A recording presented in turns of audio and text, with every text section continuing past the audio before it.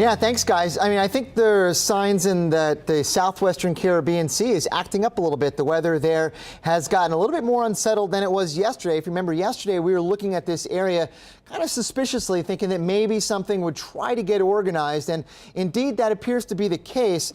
There is a large cluster of thunderstorms right here, and it didn't just flare up last night. As I said, we were looking at this yesterday. It's been in place more or less for the last 36 hours or so, and it is somewhat durable. That means I think it will stick around for a little bit. There is surface low pressure here near the ground or near the ocean surface, and you get the sense that the air is kind of turning around here in a clockwise fashion in a broad way around that low and around this little extension here of that low, which is the trough of low pressure back westward into the eastern Pacific. So this whole area is kind of spinning sort of gently around in a counterclockwise fashion, and for that reason, that's one of the reasons why we're kind of looking at it maybe more closely than we would otherwise if it were just a flare-up of thunderstorms. But it's got low pressure underneath it, to be sure, and the upper level winds, in fact, are somewhat favorable. Now, what I mean by that is that there is a jet stream dip here across parts of the northwestern Caribbean, but it does not penetrate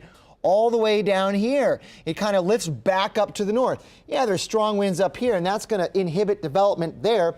But down here where this low is, there in fact is an upper level ridge of high pressure right in here. It's kind of protecting it. So the winds aloft are gentle, and that is a favorable condition for further development. And also, the atmosphere is relatively moist, not just near the ground and the ocean surface, also aloft as well. So the thunderstorms there aren't going to dry out, I don't think, anytime soon. Now, were this not near land, Central America, it would probably not have, we'd have to watch it a little bit more closely. But because it is, look, it's very close to land, and I think it's going to be heading off in that general direction. So the largest impediment for further development, I think, will be its close proximity to land. And because it will likely move off in this direction, I don't think it has much of a shot to develop much further. We will be watching it, of course, very closely because it is going to be moving off, I think, in this general direction.